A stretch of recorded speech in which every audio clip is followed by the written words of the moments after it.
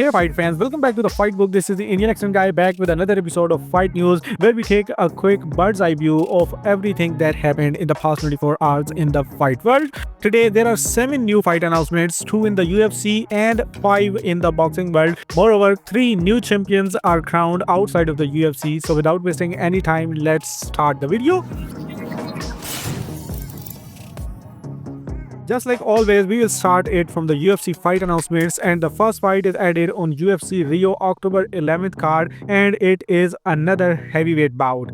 Johnny Walker's brother, Walter Walker, will be taking on Ryan Spann. Walker is currently riding a 3-fight win streak in the UFC, all 3 wins with first-round heel hook finish, while Ryan Spann is coming off his first heavyweight win over the guy who handed Walker his only loss in the professional MMA. Then the second fight is a middleweight bout, which is added on UFC 320 T-Mobile Arena card October 4th.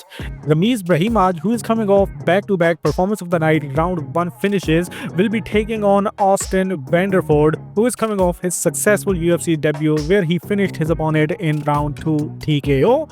And then if we talk about the non-UFC fight announcements, there are a few fights announced by Matchroom card, and the first one is IBF Super Featherweight title match where the champion Eduardo Nunes will be taking on number 15 ranked IBF contender Christopher Diaz. It is a mismatch in Nunes' first defense because Diaz had recently lost to Henry Lebron, the number 6 ranked contender, and then came back into the win column in April where he couldn't finish a fighter who had more losses than the wins. This fight will take place in Eduardo Nunes' hometown as it is his homecoming. Anyway, other than Eduardo Nunes versus Christopher Diaz on September 6th, Matchroom will be holding second card on the same date in Sunderland, England, and it is the homecoming of their 7-0 welterweight prospect Pat McCormack.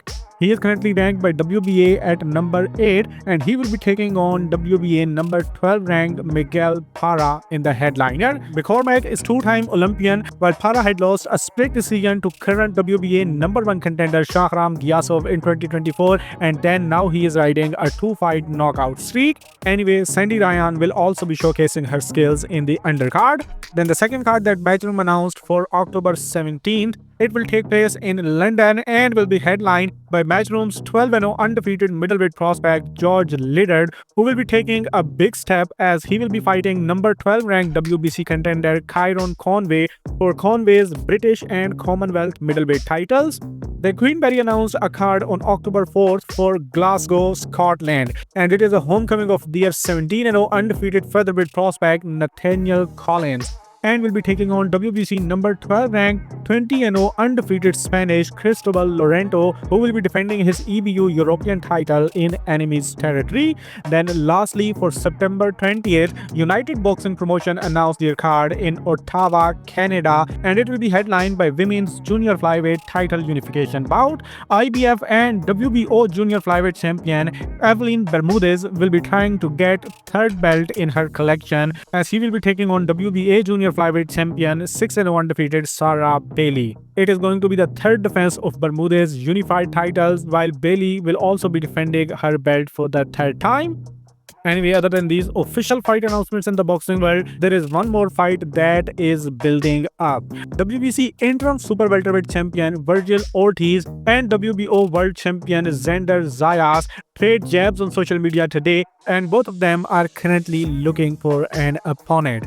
Anyway, UFC welterweight contender Champs Brady now wants a piece of Shavkat Rakhmonov at MSG. He had previously called out Kamaru Usman and Ian Gary, but none of them is responding, and I don't think Shavkat will also respond to him because Shavkat had clearly stated that he wants a title shot and he will be taking on the winner of Islam versus JDM. Then there is Sean O'Malley, who gave an interview where he hopes that Corey Sandhagen beats Merab Dvalishvili so that he gets another title shot over Corey Sandhagen. He also picks Mario Batista to beat Umar Nurmagomedov in their potential fight.